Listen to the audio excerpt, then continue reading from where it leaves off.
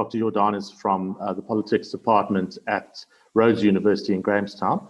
And we are going to be having a very interesting discussion. Just to give a little bit of context, today, the 21st of March 1960 was when the Sharpeville massacre occurred, where peaceful protesters were shot outside a police station in Sharpeville. 69 people were killed and 189 people were injured. And so every year, South Africa commemorates this as Human Rights Day. And it really launched apartheid South Africa onto international consciousness. And so this month is commemorated as Human Rights Month. And so we're looking at today a very interesting subject where we are seeing how African states have behaved in the Human Rights Council, which meets in Geneva 3 times a year and actually turns 15 this year. It's its 15th birthday, replacing the Commission on Human Rights, which was quite heavily criticized as being very politicized. I think you'll find from what Prof. Jordan has to say, the Human Rights Council is pretty politicized as well. So was this a change of name or a change of substance or a change of working? We're going to delve into what patterns emerge on how African states vote. Is this about principles or is this about power politics? Is there an African bloc? Can we say that African states vote together? South Africa on the Security Council for the last 2 years has made a big effort to coordinate the other 2 African members that sat on the council with it, often referred to as the A3, the African 3. So there was a great deal of coordination going on in the Human Rights Council, in the Security Council. Has this carried over to the Human Rights Council? What has this body achieved in the last 15 years?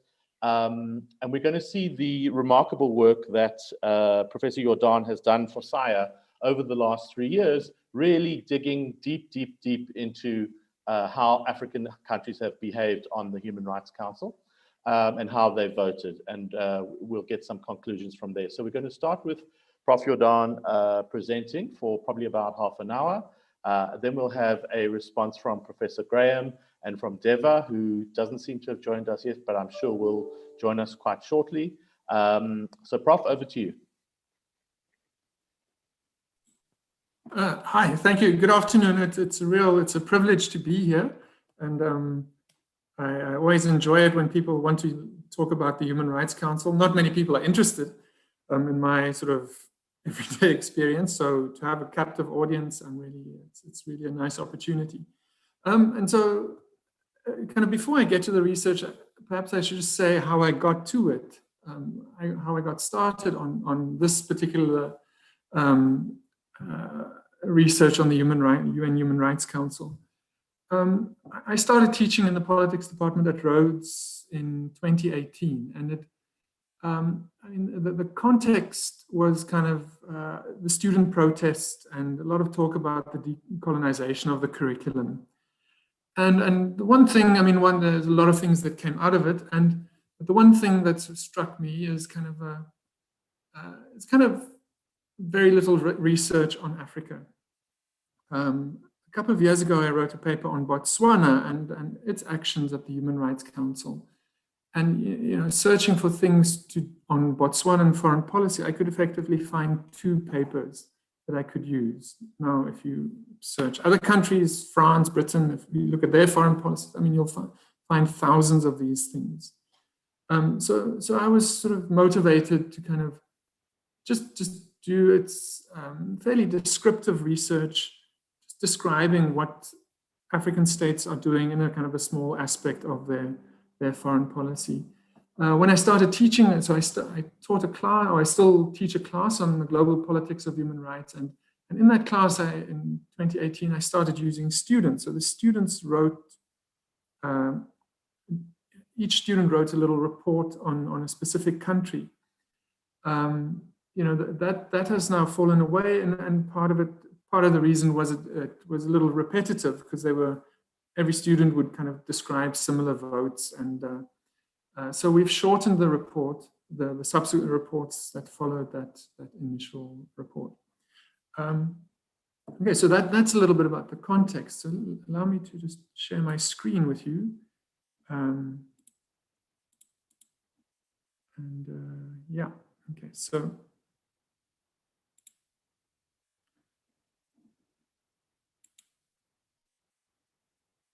okay. Can you still hear me, Stephen? Sorry, I can't see anything. Yes, yes, we can. Oh, okay, okay. Okay, so what we have, okay, that's the topic for today. How do African states vote on human rights issues? And these are kind of the three reports that I've published with SAIA. So looking at the African states' behaviors or actions during those 3 years, 2017, 2018, and the one on 2019 is in the works. It's yeah, it'll come out in a month or two. Okay, so these are the three reports, and you'll see on the 2017 report, I'm still the editor. That's because the students wrote the chapters in that. Okay, and so just a bit of background. So in 2006, the UN Human Rights Council replaced the UN Commission on Human Rights. And we see there kind of quite a general sentiment. Kofi Annan writing in one of his reports in 2005, saying that the Commission on Human Rights capacity to perform its tasks has been increasingly undermined by its declining credibility and professionalism. And these actions cast a shadow on the reputation of the entire UN. And so following some negotiations, the council replaced the UN Commission in 2006. And the hope was that the new council would be an improvement on the commission. It's just a little bit about the functioning of the Human Rights Council. It meets 3 times a year for its regular sessions. Now, these regular sessions last 3 to 4 weeks. During these, they adopt on average about 80 resolutions, and these range from things to do with resolutions to do with torture, with development, with poverty, with peasants, with women's rights, with sexual orientation, and so on. And also, of course, resolutions focusing on specific countries. The membership is 47. It's slightly smaller than the Commission. The Commission had 53 member states. And there you see the distribution of membership. So what's important is that the African group is alongside the Asian group, is the biggest group on the council. Right? So it controls a significant proportion of the seats. Right? And so, as I said earlier, the hope was that the council would be an improvement on the commission. I think it has turned out, it's sort of a complicated flow, but later it turned out to be an improvement. But let me just show you 3 quotes or 4 quotes from sort of influential people about what they've said about the council. So the first comes from Kofi Annan, in which he's speaking to council members. And he says that states that are truly determined to uphold human rights must be prepared to take action, even if that means offending states within their own region. And then there's a direct response to this statement from Kofi Annan, and that comes from the Algerian ambassador to the Human Rights Council in 2006. And he was very much the leader of the African group at that time. And he says, well, that would be ideal, but in a world where power relations overrule ethics, Annan's view might spell disaster for weaker countries at the periphery. Okay. And then the third quote there comes from Bertrand Ramcharan. So he's written a lot about the Human Rights Council. He remains very involved in it. And he's a former acting High Commissioner for Human Rights. And it's a very critical view. Writing in 2011, he says, a key problem with the Council is that the African and Asian groups have been allocated a majority of the seats. Many countries in these two regions have severe governance problems and have experienced numerous conflicts and situations of gross human rights violations. They band together to prevent discussions of situations of gross human rights violations and forthright criticism. The present majority is unlikely to give up its numerical advantage. Unless the Human Rights Council can get over this difficulty, it will be difficult to continue to be, it will continue to be constrained in its capacity to act fairly to situations of gross violations. And then a more recent quote from Nikki Haley, who was in the Trump administration and the US ambassador to the UN. And as you'll know, the United States withdrew from the Council during her tenure. So speaking about the former Commission, it had lost the world's trust. It had stained and set back the cause of human rights. These problems were supposed to have been fixed when the new Council was formed. Sadly, the case against the Human Rights Council today looks an awful lot like the case against the Commission. Once again, over half the current member countries fail to meet basic human rights standards as measured by Freedom House. So I think what she's referring to is fewer than half of the Council members are free on Freedom House's measure. So what I take from these four quotes, I think kind of four kind of claims jump out at me. And there's a claim that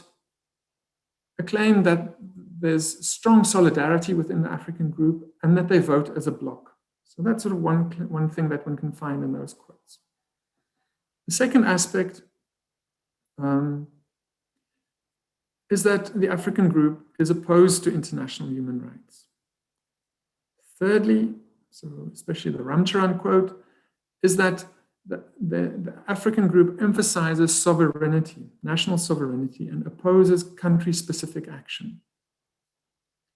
And then fourthly, and this comes, I think one finds it in most of those quotes, it's important to elect states to the Council that have good domestic human rights records. So in this presentation, I kind of want to just consider these four claims and kind of look at the voting and see how these sort of views, which I think are kind of truisms, I think they're pretty widely shared. So I want to have a closer look at kind of these claims that African states vote as a bloc, that they oppose international human rights, that they emphasize sovereignty, and that that it's important to elect states with good rights records if you want to get good outcomes in the Council. Okay, and so in these reports, in the reports, so I'm focusing on those three reports that we wrote, and it spans the years 2017 to 2019. I focus on country-specific situations and civil and political rights. And I look at kind of resolutions or issues on which voting took place. Because that tells us if there's no voting, we can't really figure out who stands where, unless you're kind of in the room where negotiations take place. I exclude economic rights, partly because there are many of them, and partly because African states they kind of vote the same. So it doesn't tell us that much. It doesn't really show differences between African states. I look at votes on resolutions, which you would expect, but also on proposed amendments, hostile amendments, and then procedural motions. So for example, a motion to end a debate on a certain issue. So I look at all those votes. And I do it because that's often where the action lies. So if you look at, say, resolutions on human rights, on women's rights, those resolutions are often adopted without a vote. But kind of where the conflict comes is through the amendment vote. So countries like Egypt, Russia, Saudi Arabia, they would propose hostile amendments to these resolutions, and then those proposed amendments would go to a vote, and then so I include those. Okay, so when states vote, they have three options: yes, no, abstain. It's not strictly true. They can simply be absent or leave the room. But typically those are the three options they exercise. And then kind of the way I score things, it doesn't show in kind of what I'm going to in the rest of this presentation, but I kind of, I just have a very simple scoring system. You get 2 for a pro-human rights vote, 0 for anti-human rights, and 1 for an abstention. So that's kind of something that informs my calculations. But I'm happy to speak more about kind of methodological issues if someone's interested. Okay, so the first issue, is there African unity? So do African states vote as a bloc? And the kind of the clear answer here is no, they don't. Okay. They voted in unison, so I look at 107 issues on which they voted. And only 4% of the time did they vote together.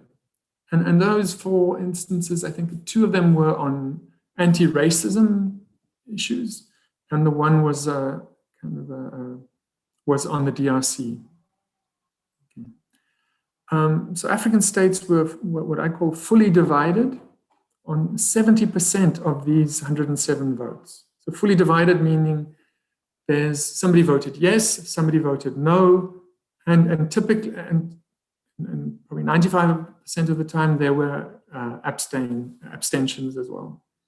So yeah, there's no block voting here. Okay, there's almost always a division, right? And so that kind of it challenges the view that say Ramcharan's view that there's a lot of block voting going on. Okay, and here one can see further disagreement. I mean, further disagreements on civil and political rights.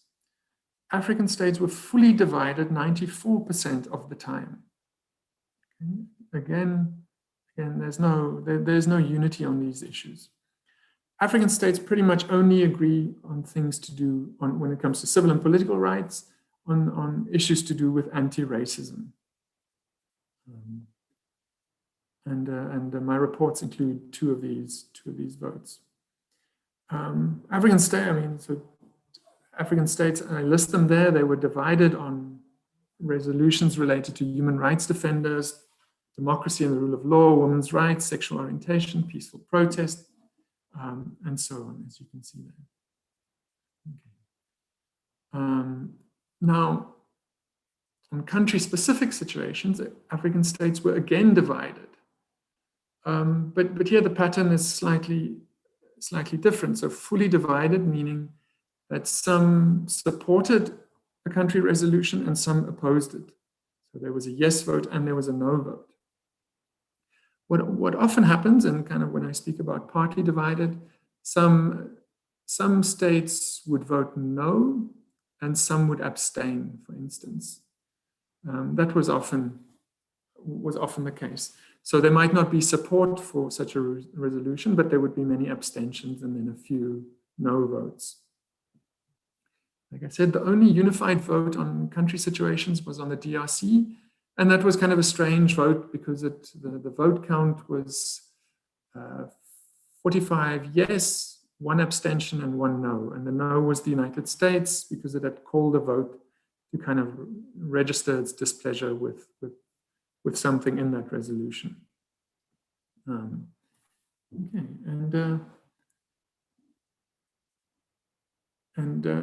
yeah, the final point, the data is a little distorted by many amendment votes related to Syria and to Eritrea. And if you take those, if you put those aside, then African states are even more divided. Right? So when it comes to voting on the resolution specifically, African states disagreed 2/3 of the time. So are African states opposed to human rights? So here I look again at there were those 107 or so votes, and then times 13 African group members, and that gives you, there was a few absences maybe, but that kind of brings you to the 1,361 individual votes that you see in the bottom right-hand corner. And again, there's not that much evidence of opposition to human rights. So African states vote against human rights about 1/3 of the time. And what this is not to say that they vote, they vote against human rights 1/3 of the time. This is not to say that they vote for human rights. About half of those votes are simply abstentions. So it's more a case that they are unwilling to defend human rights or to oppose human rights. Okay. Now, so in the report, I classify states according to their human rights commitment. So I kind of calculate how they vote on these country situations and civil and political rights issues. And so I have 5 categories. Right? So strongly supportive of human rights, mildly, unwilling to defend, and then mildly against human rights, strongly against human rights. And you'll see that, and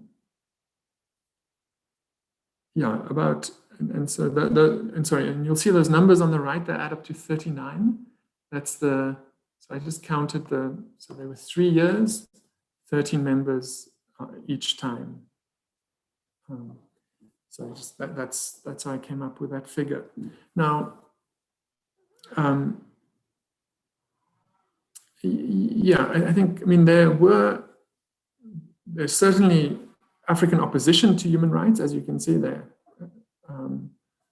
Almost half of those countries are generally against human rights, but it's not true to say that African states in general are against human rights. So if we go to the third issue there, are African states protective of sovereignty? In other words, do they oppose these intrusive country-specific resolutions? So an intrusive resolution would be one where the council criticizes the country, and it typically will ask for an investigation, ask for a report, and it will not have the consent of the country concerned. So that's what I mean by intrusive country-specific resolutions. And you can see that African states are not big supporters of these sorts of resolutions, but they're also not strong opponents. Again, in almost 2/3 of the cases, African states they try to remain on the sidelines. So if you would expect, if African states were very protective of their sovereignty, that the percentage of votes against human rights would be much higher, which it isn't. So only 21%. In 21% of the cases do African states kind of really oppose intrusions into sovereignty. Now, admittedly, this does not, this doesn't capture things where an issue does not even get to the council, where it doesn't even get to be voted on, say Zimbabwe. Okay, so that there's sort of the agenda setting means that these are not even getting voted on. What African states, or I should also add, what African states often do is they say, in the case of Libya,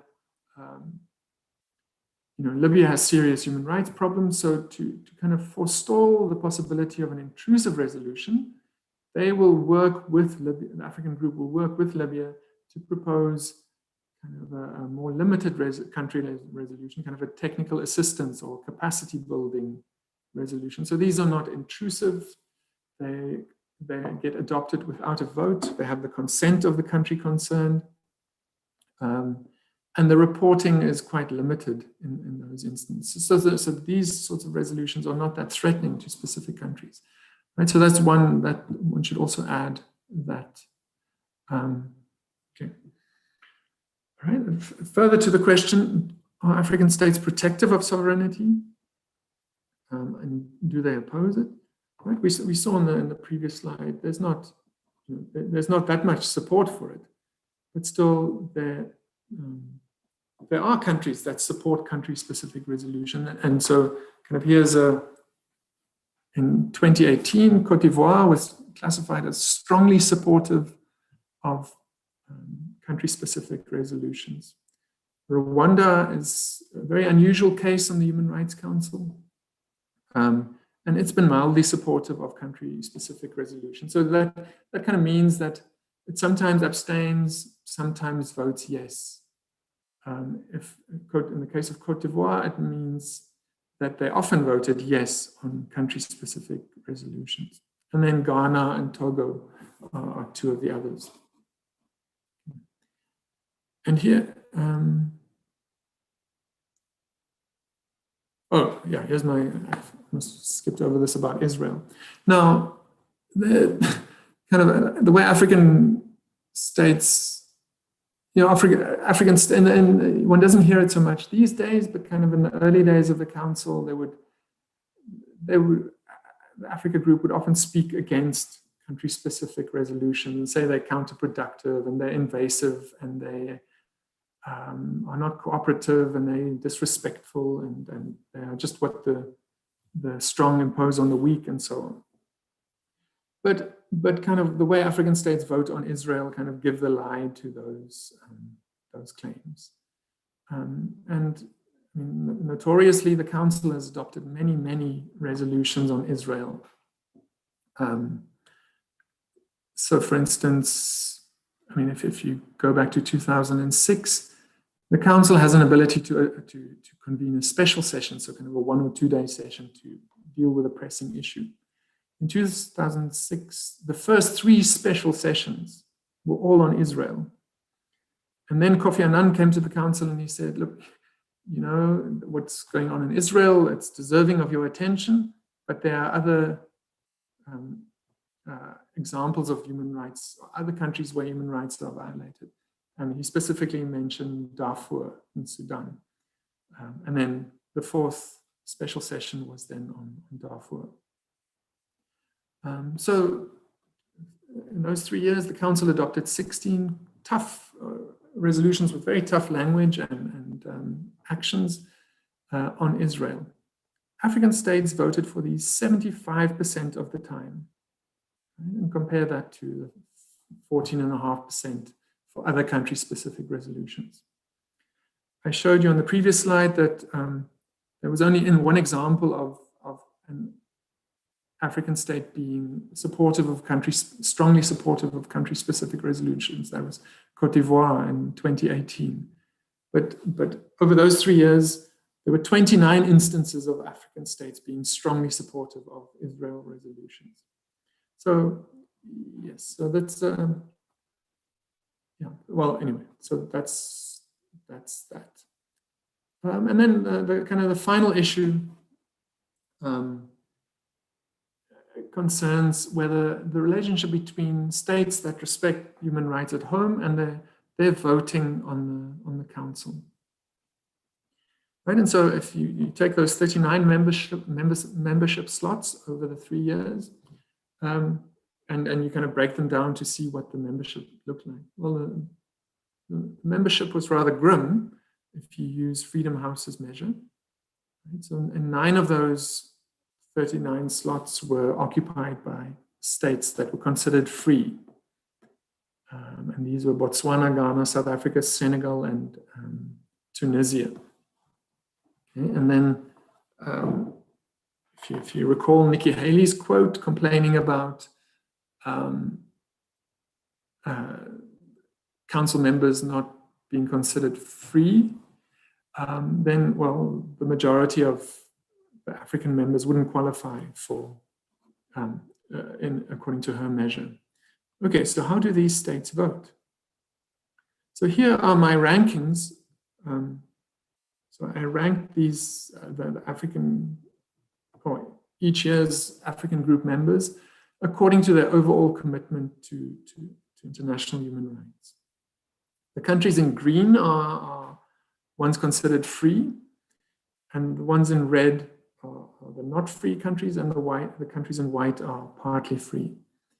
And yeah, I mean, I would, the countries in green, so the free countries, you do find them at the top. But the way it looks to me is that there's a very weak relationship.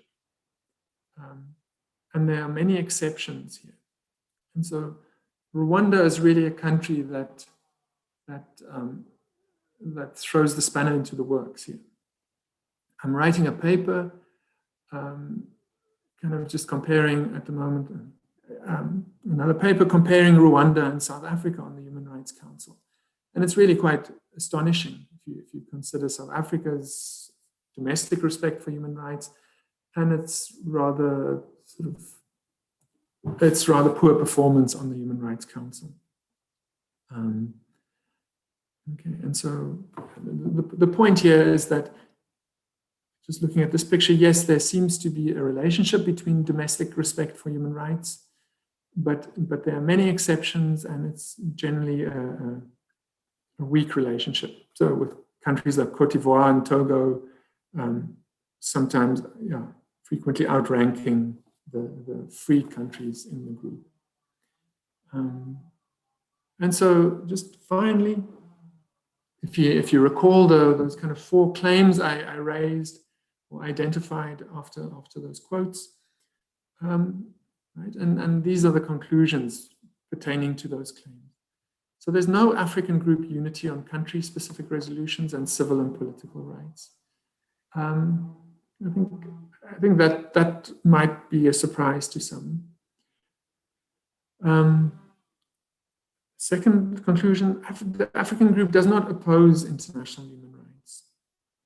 It only does so a third of the time. More typically is an unwillingness to defend human rights. I mean, of course, okay, that raises all kinds of questions about what are you actually doing on the Human Rights Council, but it's not so much that that African states oppose human rights. Third conclusion, and so kind of there's a sort of a history of talking about the African states being very respectful of sovereignty, and kind of that was maybe one of the problems with the Organization of African Unity. Right? And so you see that the African group is not insistent on respect for national sovereignty. It's generally not opposed to intrusive country-specific action. And finally, there's a weak relationship between domestic respect for human rights and voting on the Human Rights Council. There are many exceptions, so it's to kind of make a broad claim that only free states considered free should be council members. It would mean you would lose out on the actions of, say, of Rwanda, Togo, Cote d'Ivoire, Burkina Faso, which all have respectable records on the council. Okay, and so that's it. Let me stop there. Thank you very much, Prof. It's quite unique and fascinating reading, and very painstaking work. But I think it has shown up some surprises, I think, and we can already see from the questions that people are pretty much engaged. But we're going to leave the questions until after our 2 respondents have responded. So the next, I'm going to ask him to unmute, please, Deva. Deva Mavinga is the Southern Africa Director with the African Division of Human Rights Watch, a big international human rights organization. And we'd love to hear your views on the subject and on what you've just heard from Prof. Jordan. So go ahead, Deva, you've got about 10 minutes. Thank you so much, Steve, and thanks to Prof. Jordan for this presentation. And quite frankly, from Human Rights Watch, we see this as excellent work in terms of unpacking and taking time really to go to granular detail about what happens at the UN Human Rights Council. And you're quite right, Steve, that these studies are bringing out a number of surprises, I think, which also points to the need to really invest in this type of work. Because I can tell you that previously there has been a lot of assumptions, and general, conclusions about what goes on, or really about how, Africa votes. For example, whether just a belief that perhaps Africa votes as a bloc. So this is why I think this is a very important study that we have now, because we are now able to say exactly what the relationship is in terms of the voting patterns, what has been going on with different country situations as presented. And I think for me, and I will be very brief to allow for, I see there are many questions that have come up, but I think what's important also is a challenge that points to work that needs to go on beyond this, because now we have got a basis.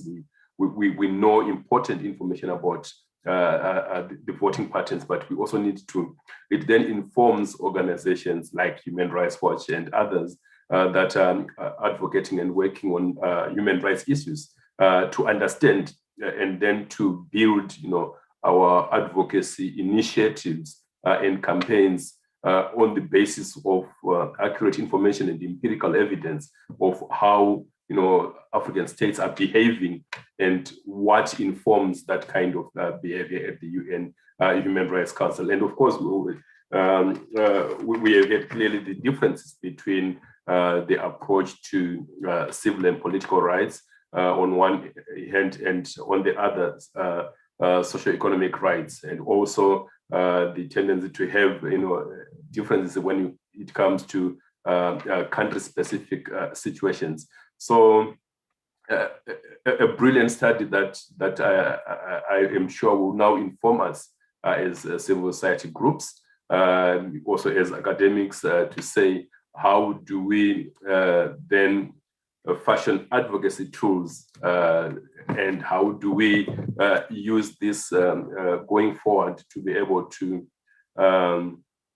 influence, if you like, not only the voting patterns, but also to understand and influence domestic human rights respect in different countries. So for me, really a huge surprise, particularly the conclusion that Prof. Jordan made, that in fact it's not just about, it's not so much about strongly opposing human rights, or on the other end, strongly supporting human rights, but it's also an issue of African states being unwilling to defend human rights. So this is where we now need to invest more time to say what is informing this kind of position. Why are African states unwilling to stand up to defend human rights, even when they have these rights in their constitutions, and even when they sign up to international conventions on human rights?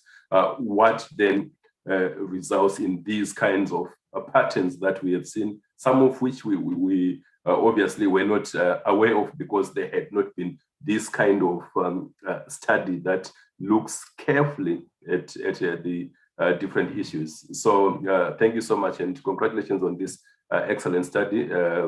We will be using it definitely, and it's great that it has come at this point in time, because it's a critical tool in the work that we do as human rights advocates. And without it, we would have been really fumbling in the dark. So many thanks.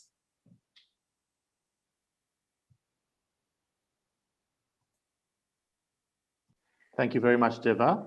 We'll now have a response from Professor Susan Graham, who is Associate Professor of International Relations in the Department of Politics and International Relations at the University of Johannesburg. And her doctoral thesis was on South Africa's voting behavior in the UN from 1994 to 2008. So, Susie, you have the floor. Thanks very much, Steve. I think that I just want to first of all congratulate Prof. Jordan and thank Prof. Jordan for this excellent contribution to the literature. I know for a fact how laborious it can be to trace down these individual votes, and even more so to try and search out those really wonderful nitty-gritty documents where you can really get to the sense of what states mean when you're trying to interpret a particular vote. So I'm very grateful to Prof. Jordan for this, and it really is significant, I've got to say. It's a very understudied area, as he indicated at the beginning, and so I'm grateful to him for widening that literature now for all of us who are interested in the topic.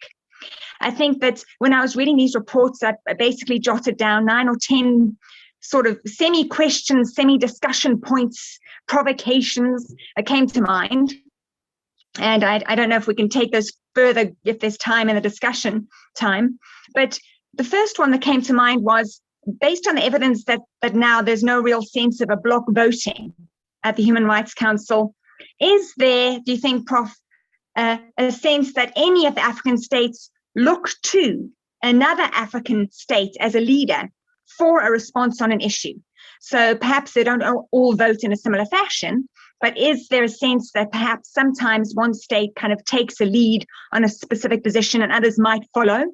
I'd just be interested to note that, especially in relation to whether or not South Africa has ever become prominent, especially in 2019, considering its ranking as the most committed state, according to your findings, in 2019.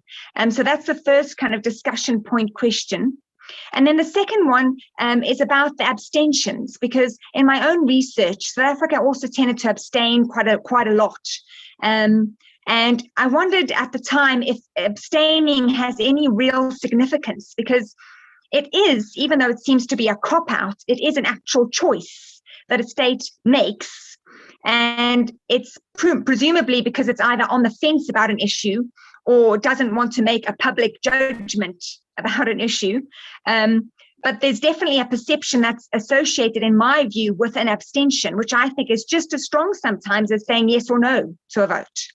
It seems to me that a state can't make up its mind, or it doesn't have a good connection with its home government to make up an actual vote one way or the other quickly enough.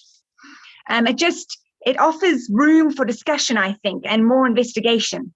Then thirdly, do you think that there's a possibility of a closer link ever being established between the Banjul Charter, so our own African Human Rights Charter, and votes on the Human Rights Council, just as we saw a closer strengthened link between the UN Security Council and the AU Peace and Security Council through voting and through resolutions? I just wondered if that was ever something that could be strengthened. So the link between what Africa has as its predominant, despite it being flawed, its predominant normative framework for human rights and the Human Rights Council. And then fourthly, is there a sense, do you think, that the representatives on the council have a direct link to their home governments for responses to resolutions, especially when it comes to amendments on resolutions, when specific states have a stronger feeling about something or want specific words removed or added?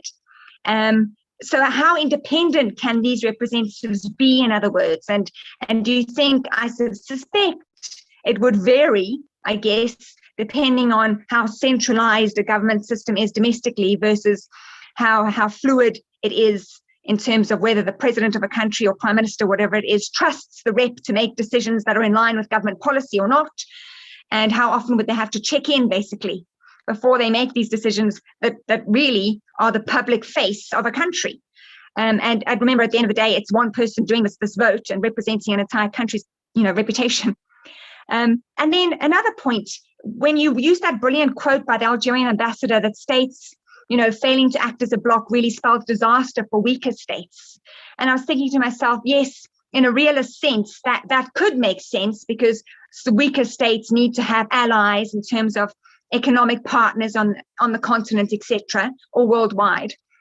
But it kind of denies the idea that, is there no benefit for even smaller African states like Botswana to take the lead on norm entrepreneurship globally?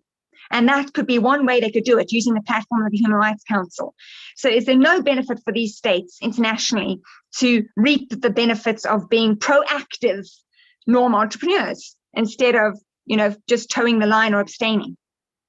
And then another point I had, I hope I'm not going too fast here, but anyway, another point I had was in one of your reports, you were talking about, Prof, the idea that NGOs are able to sit in on Human Rights Council sessions, and that this is quite an important thing because it really gives these groups a chance to participate where they may have been denied that access or participation in their domestic spheres. But even though this might be a good thing for these non-governmental organizations being present, do you think that there might ever be a sense of a backlash against them for saying what they have to say when they're able to present at the Human Rights Council and their own government is represented and they're speaking against their own government? So what kind of backlash would that take extra to the state, so externally, when they're not based at home? And then I thought one of your findings was really, really important, and that is that domestic respect for human rights seems to be a weak predictor of Human Rights Council performance. That is so important, because for me, as somebody interested in foreign policy studies, what is behind that mismatch? Because surely that just reflects inconsistency between domestic policy and even foreign policy declarations at home, and then foreign policy actions in practice. And so what would account for this divergence or splits? Is it about public perception in the international sphere? I mean, how would we account for that? I mean, that would merit more investigation into each respective country, I suppose, but it provokes a lot of very interesting future papers that I can't wait to see or possibly participate in.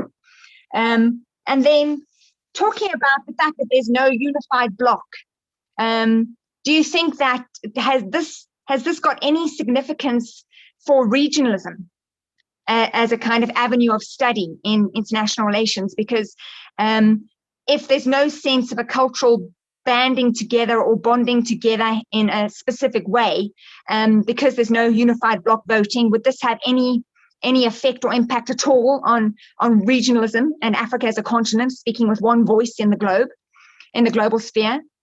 And then lastly, my last discussion point, what do you think could account for South Africa's change of ranking? Because it was a kind of middling state, as you indicated in your reports, in 2017 and 18, and then became quite committed to international human rights by 2019. And I suppose would have to say that would be the change of government in between, and a new president, and maybe South Africa's commitment to human rights using or raising the flag of Nelson Mandela as a correspondent with a lot of anniversaries and things. So do you think it could be that?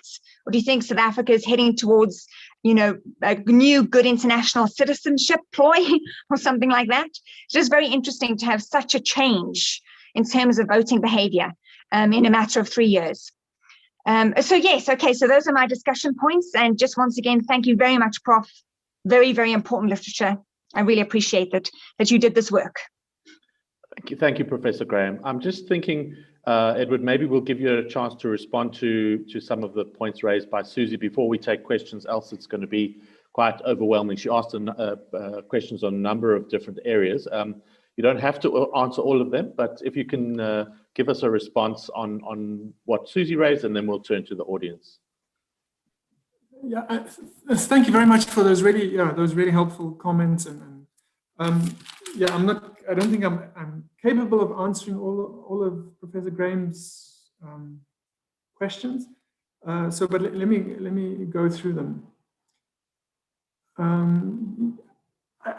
About leadership, I think, kind of the big states, Nigeria, Egypt, South Africa are prominent, and they have a lot of influence. The one difficulty in the council is there's so many resolutions, so many issues that these small delegations just can't keep up, and so and it's expensive for them to be in Geneva, so they might have one person working on the Human Rights Council, if that, and often they'll take their cue from the bigger states, the states with a bit more capacity. The leadership, I think that's leadership. So every year there's a different African group coordinator. It's often quite contested.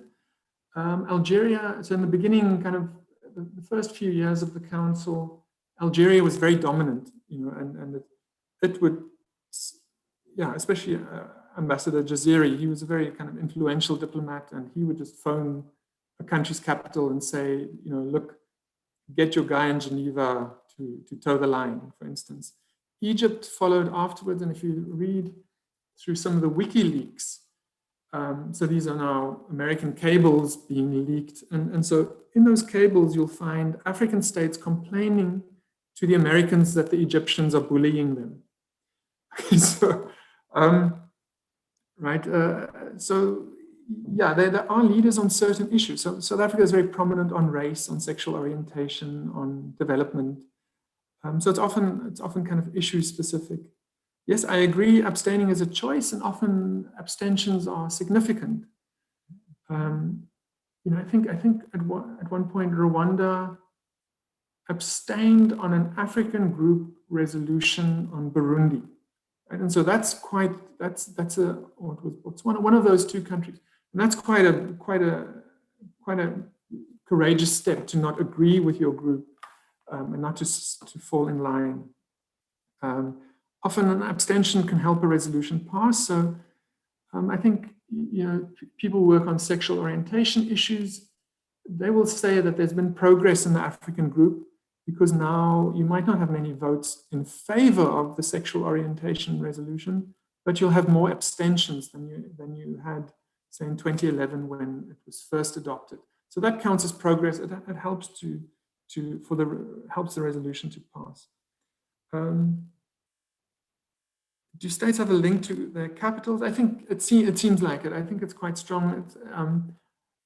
Advisors, I sort of see it more as a conversation with advisors, the ambassador, and the people in the capital. I don't know the extent to which the capital will lay down the line. In the case of South Africa, it was Ambassador Minty when South Africa took the lead on sexual orientation in 2011, and I think that kind of had a lot to do with his personal views, and so he was able to sway, to hold the day. And there were others in the South African camp that were opposed to sexual orientation issues, and there was it's sort of a long story, but there was a lot of fumbling and a lot of actually kind of regressive stuff coming out of South Africa just before the council adopted a resolution on sexual orientation. And so there's sort of division, and sometimes it's a little uneven. Backlash to NGOs, yes, that definitely happens. And so China is a culprit. I was in Geneva shortly before the lockdown, and there was I forget which country they arranged a side event to speak on Xinjiang province. And there was an Uyghur who had been living, a Uyghur activist who had been living in the United States. And he did a presentation. And at that presentation, a Chinese diplomat stood up and said, in front of everyone, "We know where your family lives." Right? So there's this kind of intimidation. So China is not the only one. Sri Lanka is notorious for that. This past time the most recent time when I was in Geneva, I met with somebody who works a lot on kind of Asian countries and Asian issues. And she was extremely suspicious and cagey about meeting me. And kind of there was kind of a nervous question saying, "You don't work for so-and-so," when we started the interview. So I think human rights defenders are often weary, and they do get targeted for speaking at the council and for coming to Geneva to give testimony. I'm not sure how to generally explain the mismatch between domestic respect for human rights and kind of voting at the council. So South Africa and Rwanda are two nice examples. Rwanda, my sense is that it kind of wants to please the West. I think that's what's going on there. But that's very speculative. in the case of South Africa, I think a big part of that is kind of South Africa's sort of desire to be anti-imperialist. It's kind of that sort of anti-imperialist thought. I mean, you see that in some ANC discussion documents and so on. It also had to do with certain advisors within the South African camp. South Africa's change of ranking, briefly. I mean, yeah, so 2019, South Africa looks pretty good. Before that, I just looked 2017, 2018. Please buy my book on the issue. So it goes to the period before. South Africa has a horrible record. I mean, siding with the Chinese, say in 2014, on issues to do with peaceful protest. Right? So South Africa voting with the Chinese and the Russians and kind of speaking for, I mean, I can give you many, many examples, but South Africa has a terrible record. And so there was a change. Part of that, part of the improvement in 2019 has to do with what I counted as civil and political rights that year and kind of issues that were voted on. And during that year, the things that were voted on were on sexual orientation, women's rights, and the death penalty. And so South Africa is strong on those. What didn't happen in 2019, there were no votes on things like on peaceful protest, freedom of association, human rights, democracy, law, that kind of stuff. South Africa has a poor record on that. So it'll be interesting to see how they vote on that. It's not to say that there was no change. I mean, the change in South Africa, 2019, prior to, so from 2006 to 2018, South Africa never once voted for a country-specific resolution unless it was on Israel. It almost always abstained and sometimes voted against. It kind of, it was a spoiler. And in 2019, South Africa, I think it cast 2 votes on Myanmar, the Rohingya situation. So they had voted in favor of those resolutions, whereas say in 2018, it had abstained. And another thing was South Africa voted yes on Yemen in 2019, whereas it had abstained in previous years. So I think there is a change, and I guess it has to do with the kind of change in minister, but I think it also has to do with a change in advisor, kind of figures at DIRCO, from what I know. I don't know much detail, but it's sort of these kind of vague whisperings that I've heard.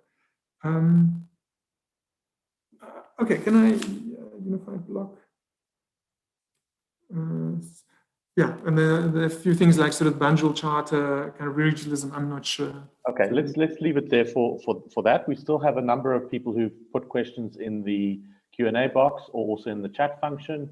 There was a question on Israel, but I think you've largely answered that. I'll take them in the order that they came, and maybe we'll do 2 or 3 at a time. From Stefan Fischler. I've been involved in discussions related to human rights at the Kimberley process.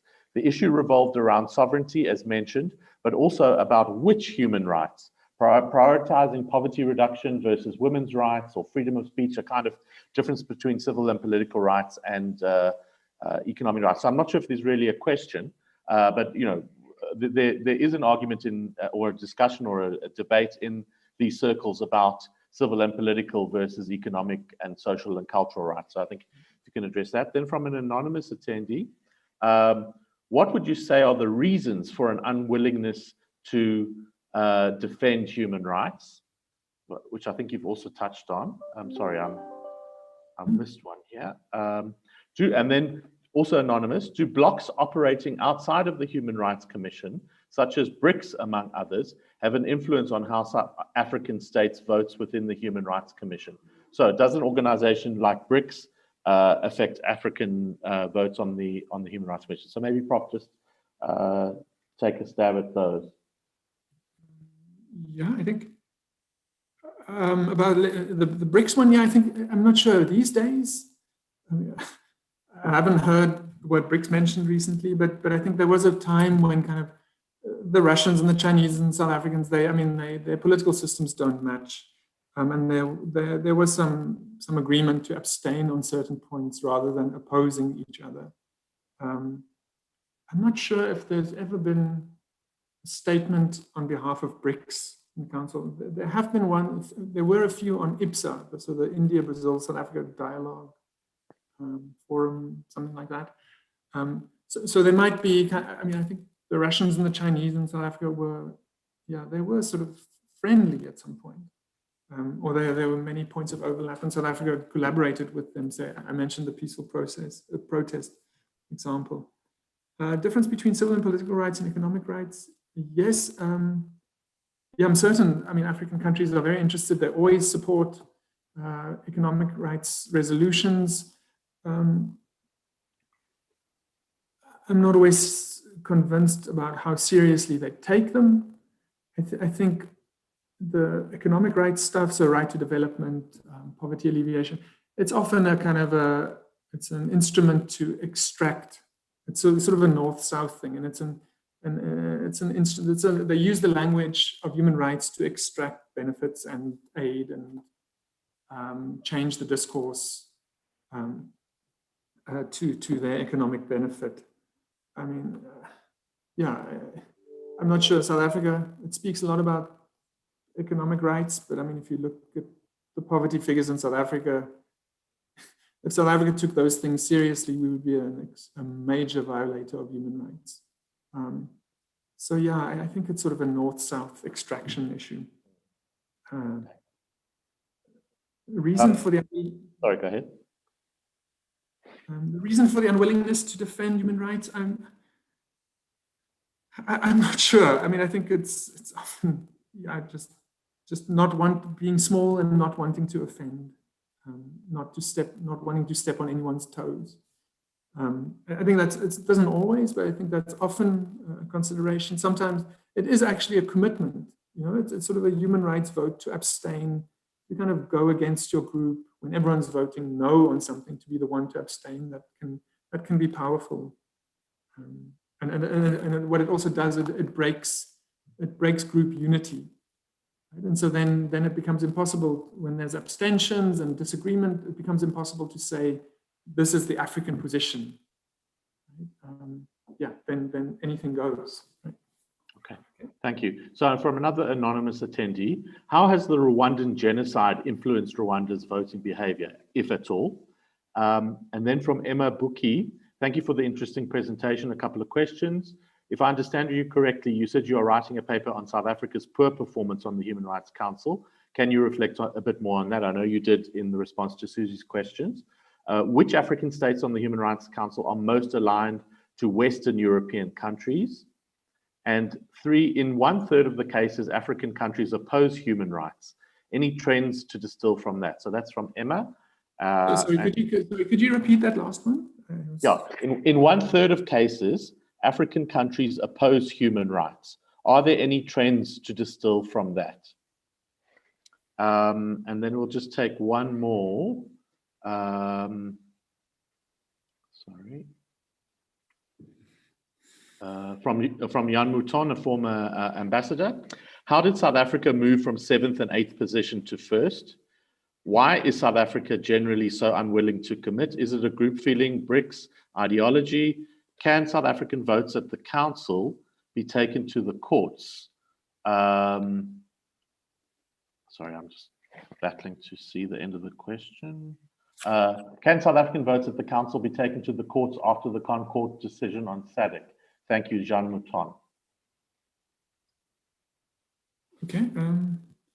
About Rwandan genocide, I'm not sure. I'm not sure. Yeah, I'm sorry. I don't. What was the question about South Africa's poor performance? Yeah. How to explain it? Are you writing a paper on it, and how can you reflect on that a little bit more? I think you said you were writing something, or you had previously written. Yeah, I've written quite a few about those, and I have a book that just came out about it. And I think so. I think what's kind of going on is kind of a lot of anti-imperialist thinking. Right, and it's sort of South Africa is still flogging this sort of north-south non-aligned movement horse. I mean, it's those ideas. I don't know. The world's too complicated for such simplistic views, and I mean that's often broken. I mean the Latin American countries have really improved in terms of their voting in recent years. So that to me just shows a huge division in the North-South bloc. But I would explain it as kind of like the dominance of anti-imperialist thinking. Which are most aligned to the West? I'm not sure. I guess Mauritius is close. I think it varies. Who else? Mauritius. I'm not sure. I can't tell you. I don't know the insider stuff well enough. But the third, sort of are there trends related to the third of these African countries who oppose human rights? I think the ones who oppose them, well, so it's some kind of the usual suspects: Burundi, Egypt, Eritrea, Somalia. I think those really drag down. They're always at the bottom somewhere. What made countries like Egypt and Eritrea look good in recent years is that the Islamic bloc has supported country-specific resolutions on Myanmar, because you have a persecuted Muslim group, the Rohingya. And so that's, again, so now all of a sudden it suits the Islamic bloc to have country-specific resolutions. And so Egypt, Nigeria, Eritrea, they voted for these resolutions, whereas they would never normally vote for these kinds of resolutions. Then to Ambassador Mouton, how to explain the move from 7th to 1st? I think so. Some of it has to do with kind of the data. In previous years, what dragged South Africa down was its very poor voting on kind of civil and political rights that have a lot to do with democracy and kind of political participation. So like I said, things like peaceful protest, assembly, civil society space, human rights defenders. So South Africa has a poor record on those. And so that kind of shaped the calculations in previous years. Also in previous years, South Africa always abstained on country-specific resolutions. So in 2019, it actually voted for 3 of them. And I think that also had a big impact. About taking South Africa to the courts, I'm not sure. I don't know. Okay. Then there was a question from another anonymous attendee. How do we help smaller states build their capacity so that they can take more independent stances on the Commission? Can we look beyond financial limitations? Are there knowledge or skills gaps that need filling, perhaps? Then Emma asks another question on, interesting to see South Africa votes for Yemen and Myanmar, but continuing to abstain or vote against on some African resolutions. Why? And then the last question I have, and there's still opportunity to send questions. Bianca Nordia says, with reference to Professor Graham's remarks concerning South Africa's apparent change of heart on human rights commitments during 2019, I would be interested to know if Professors Jordan and Graham see the renewed commitment to human rights as evident within these HRC votes as an extension of observable change domestically. Domestic responses to xenophobic violence, for example, has tended towards the dismissive. So it is interesting that internationally the country has taken a firmer stance on human rights matters. Is this another example of South African foreign policy schizophrenia? Or does South Africa simply not see its xenophobia problem as a real human rights issue? Xenophobia. Okay. How to build capacity? I don't know. I mean, I think there are lots of NGOs who are aware of how valuable the votes are of the smaller states. So I'm sure they engage them quite significantly. I mean, I know of, so in the case of Mauritius, I mean, so Mauritius is a small delegation. I know of instances where Western states wrote their responses for them. Okay, so it's not really capacity building rather than taking over. I think there might be the sort of, there's a UN office. I'm not sure how these things work, but I think there might be some funds available to them. But you know, in Geneva, the Human Rights Council is just one of many international organizations. So I mean, probably more important for these states is the WTO, you know, kind of investing in that, which is also in Geneva. And then hi to Bianca. The link to domestic, I don't think, I mean, I think it might have to do, South Africa's changes might have to do with people at DIRCO, political leadership. I don't think they're much, domestic events have much of an impact on South Africa. I think what might change things is if civil society gets hold of DIRCO. Kind of, I think that had an influence in the kind of case that I know well has to do with sexual orientation, and their civil society pressure did influence South Africa.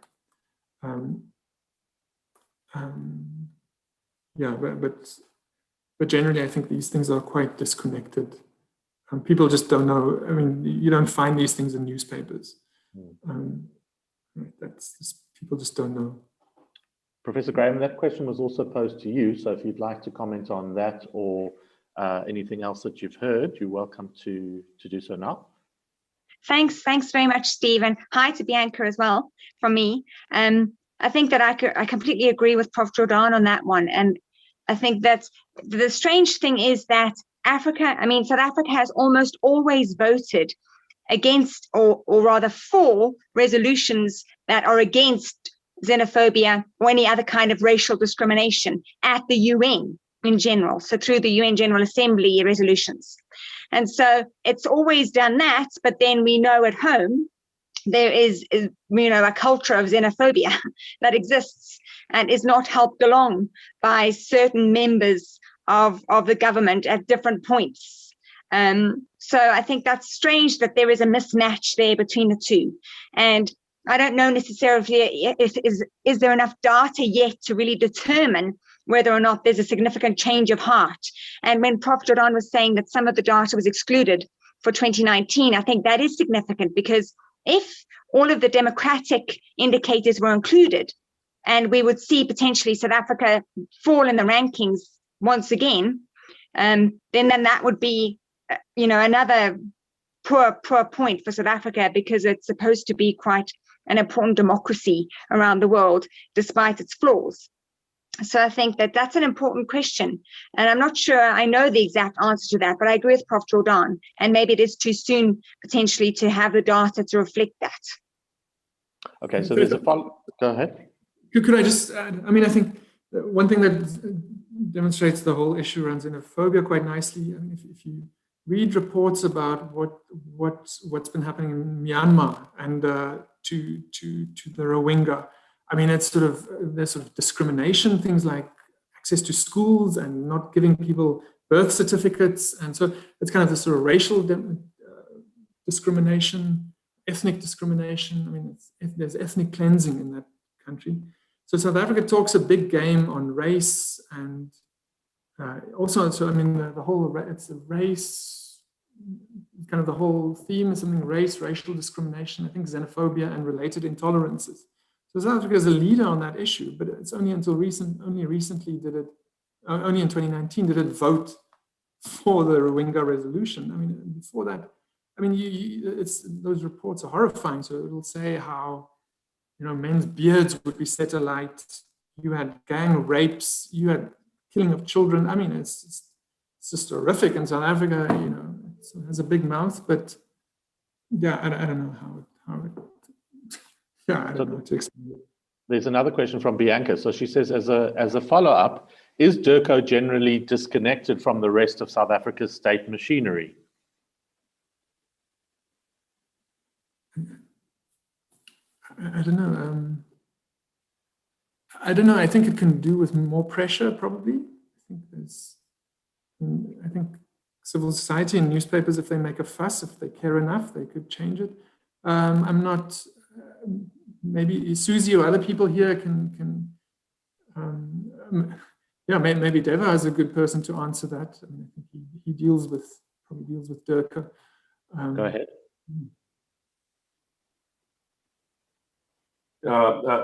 Thank you so much.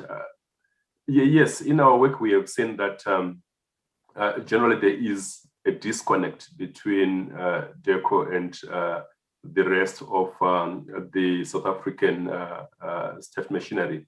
And in fact, in some cases, it has been sort of an excuse why DIRCO does not have a comprehensive response to the disconnect when you look at xenophobia inside South Africa, a lack of accountability and justice, and the positions that South Africa then projects within its foreign policy agenda. So yes, it's a huge challenge, and I also want to agree with Professor Jordan that we need to put more pressure. And I think also bringing this to the open, the disconnect that is there is very useful and helpful, because it becomes obvious now. Because sometimes the disconnect is not obvious, is not seen, is not exposed, which then enables it to go on unnoticed beneath the surface. Thank you. Okay, Susie, did you have something to add on that? No, nothing. Thanks, Steve. I agree with Deva's comment. Okay, and I think we'll make this the last question from Chris Yankee in the States. He says, Professor, are the patterns that you see in African states' human rights voting, where they vote together or in opposition to each other, similar to other cooperative versus oppositional relations we see between them in other areas?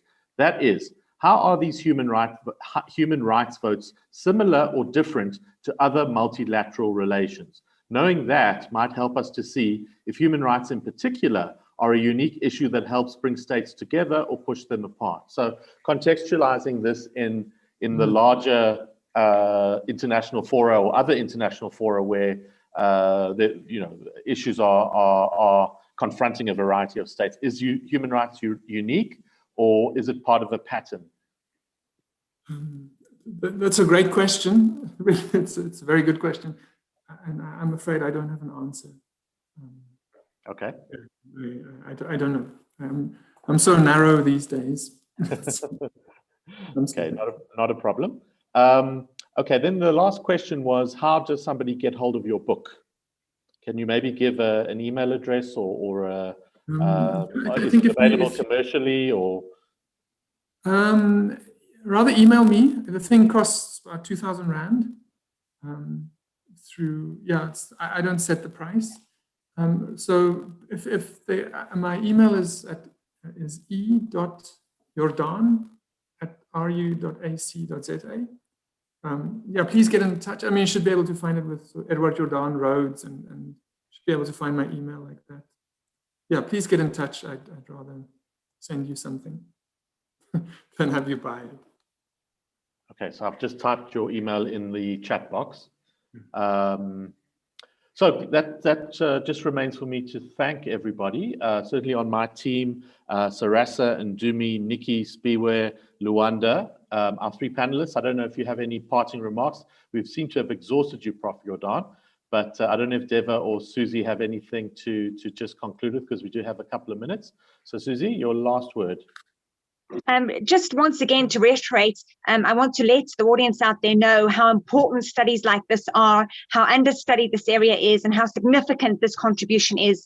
And thanks to Prof. Jordan for actually doing this work. Great. And Deva, last comment from you. Just also to echo what Prof. Graham has said. Many thanks, Steve and your team, and also Prof. Jordan for this excellent piece of work. We really appreciate, and as Human Rights Watch, we'll be investing in getting copies of the report. Thank you. Great, thank you very much. And thank you to the three panelists, Prof. Jordan, for the wonderful work and the association and the alliance and partnership that we've had over the last 3 years. I think I've really valued it, and we're giving a voice to, I think, important work that otherwise might not be in the public domain. So thank you for that. Thank you to Deva for making time, and to Professor Susie Graham for making yourself available. Also, if there is an evaluation that will be posted, that has been posted, it just helps us if you wouldn't mind taking less than 2 minutes to fill it in. It helps us to know where we can improve. and how you're using the work. But just to say a big thank you and wish you all a very good afternoon. Thanks. Bye-bye. Prof? Oh, may I just say, yeah, thank you to everyone for listening. I'm surprised at the turnout. Thank you very much for the generous comments and the questions. And I'm always happy to continue this conversation. If students, people want to do postgraduate studies, if we need lots of people to study this stuff, so please get in touch. Anyone else, I'm happy to talk. Great. And have a conversation. Thank you. Okay, so on that note, we will say goodbye and see you next time.